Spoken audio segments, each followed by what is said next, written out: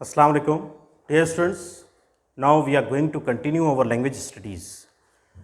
In the previous classes, we started our tenses.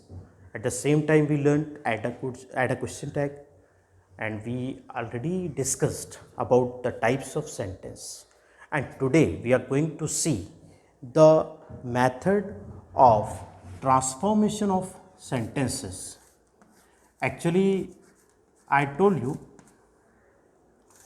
that why do we learn language and why do we learn types of sentences. I told you that we learn language and whatever we can say sentences, we learn those things for its application as well as for the transformation. यानी हम क्यों सीखते हैं, हमारा purpose क्या है यहाँ पे कि इसको अप्लाई करना, लैंग्वेज में इसको अप्लाई करना। और सेकंड थिंग कि जब भी हमको कोई ऐसा क्वेश्चन आए कि हमने ट्रांसफॉर्म करना है कोई एक मखसूस, जैसे हम यहाँ पर किसकी बात कर रहे हैं, टाइप्स ऑफ सेंटेंसेस की, तो वहाँ पे ट्रांसफॉर्मेशन आता है हमें। तो हमने पिछले जो वीडियो था उसमें क्या किया था, हमारा टाइप्स ऑफ सेंटेंसेस हम देख चुके हैं। अभी हमने देखना है कि ट्रांसफॉर्म किस तरह से करेंगे। आज हम जो देखने जा रहे हैं वो assertive to exclamatory and exclamatory to assertive देखने जा रहे हैं।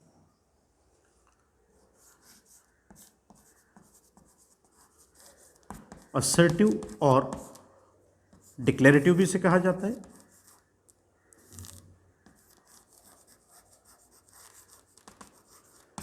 इसी तरीके से एक्सक्लेमेटरी।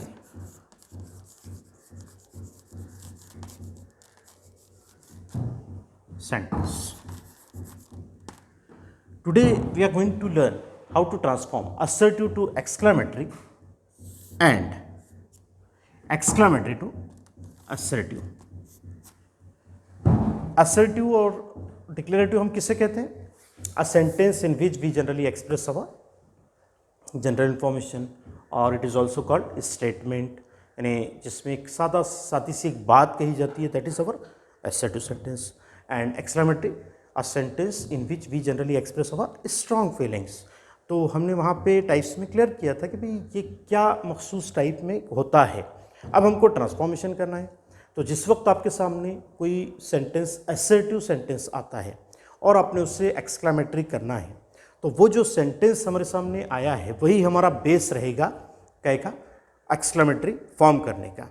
तो जब भी हमारे सामने सेंटेंस आया है असर्टिव और हमने फॉर्म करना है एक्सक्लेमेटरी, तो एक्सक्लेमेटरी को फॉर्म करने के लिए हमने स्टार्ट करना है या तो व्हाट से या तो हाउ से। किसे एक्सक्लेमेटरी हम फॉर्म करने जा रहे हैं, या तो आप व्हाट से आपके एक्सक्लेमेटरी सेंटेंस को स्टार्ट करोगे या तो आप हाउ से आपके एक्सक्लेमेटरी सेंटेंस को स्टार्ट करोगे।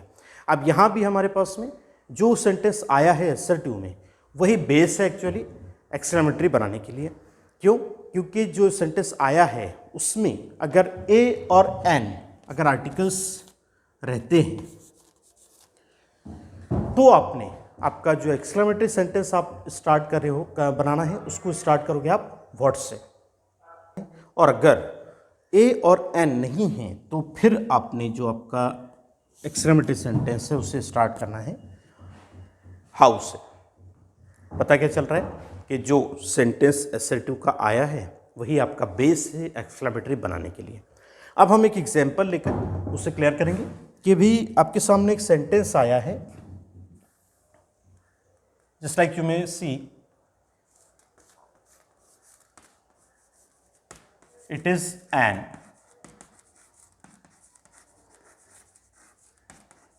interesting topic।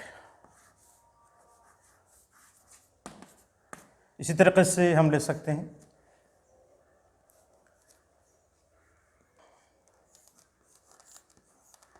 he is very sincere student।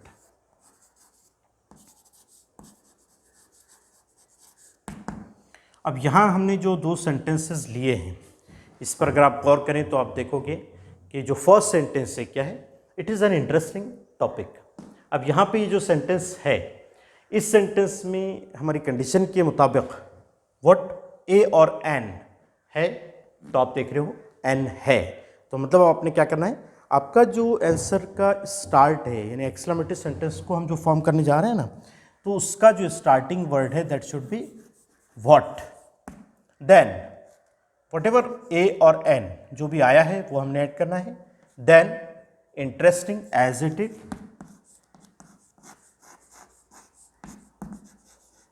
Interesting topic जैसा है वैसे ही, then it is, then exclamatory mark. Same as another sentence, he is very sincere student. Here you are observing, is there a or n? No. If there is no a or n, you have to start by how.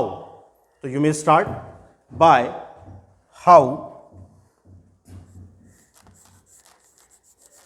then you will get very, you have to drop that, यानी आपको a और n अगर नहीं आया तो वो sentence में very हो सकता है, उसे हमने ड्रॉप करना है।